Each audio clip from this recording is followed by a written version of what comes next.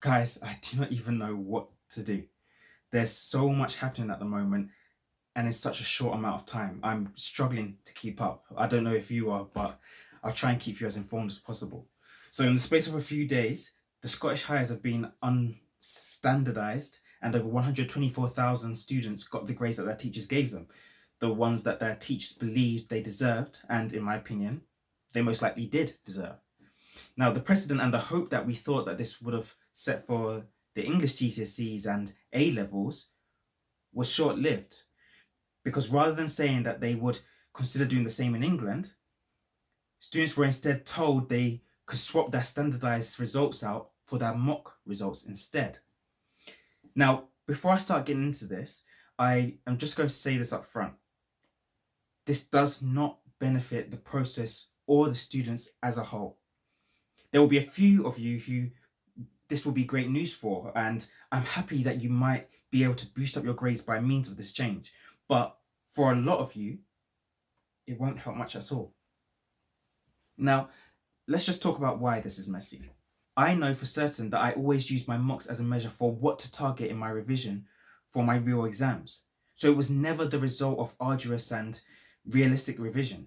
In fact, during that time period, I normally put more time into coursework based subjects such as art, which were actually having their exams during the time that a lot of these mocks were happening. So I was doing my real art exam while doing mocks. So of course, most of my effort was going on the art exam, not on a maths mock, which would be in a couple months' time. The real exam would be in a couple months' time.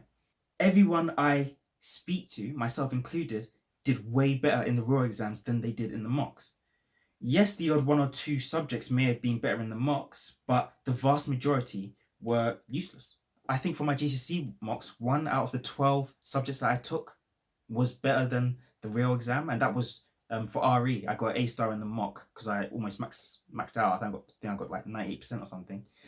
But in the real exam, I got an A, and that was it. For the rest, my real marks were way better than the mocks. And then let's start to talk about the other issues, such as the fact that different schools have different grade boundaries for their mocks.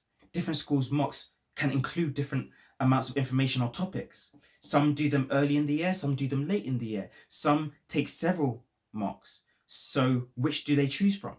In some schools, not all mocks for the same subjects are sat on the same day or at the same time for logistical reasons, so that other classes can carry on as normal.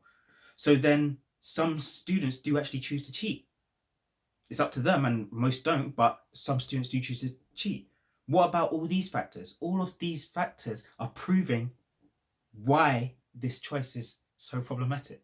Now, the president of the National Union of Students, Larissa Kennedy, was reported as saying something that I have to say I do to some degree agree with. She said, the use of mock exam results risks making a mockery of the whole system. Given the lack of a standard approach to mock exams and the fact that they are not taken by all candidates, this is a botched attempt at a solution which does not fix the problem created by the classist racist moderation system, that students' results will be based on where they live, not a true reflection of their own abilities. She also adds, we still believe that England should follow Scotland in scrapping moderated grades. With its triple lock policy, all the government has done is lock in inequality. And I feel that to a large degree I have to agree, especially with the earlier part which spoke about the differences from school to school. Now, I've also been finding the language that's being used problematic. You may remember I did a whole and fairly well researched video a few days ago on students' inability to appeal. And the term appeal has been used in recent reports and interviews, so I'm not sure if this is still the school acting on your behalf or if it's now you students that you can actually appeal.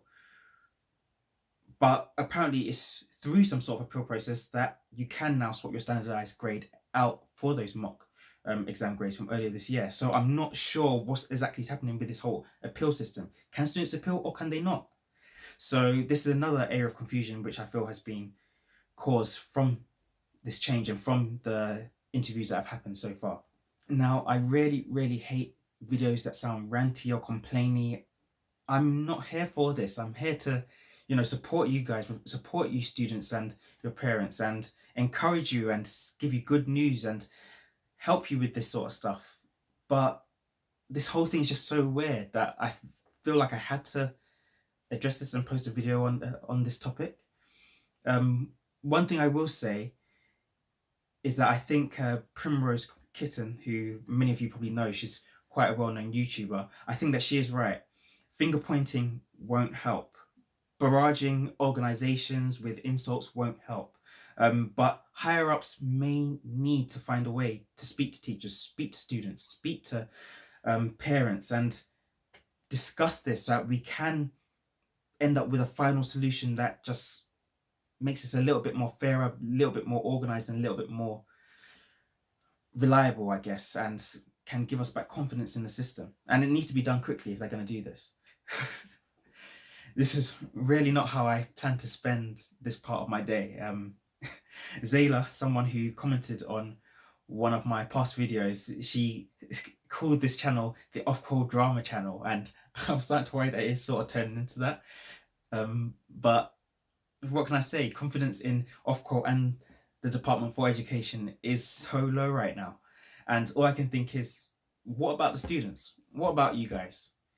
What about the actual human beings? That's you. What about them? I feel like it's almost like chess is being played with your lives, and it bugs me, simply put.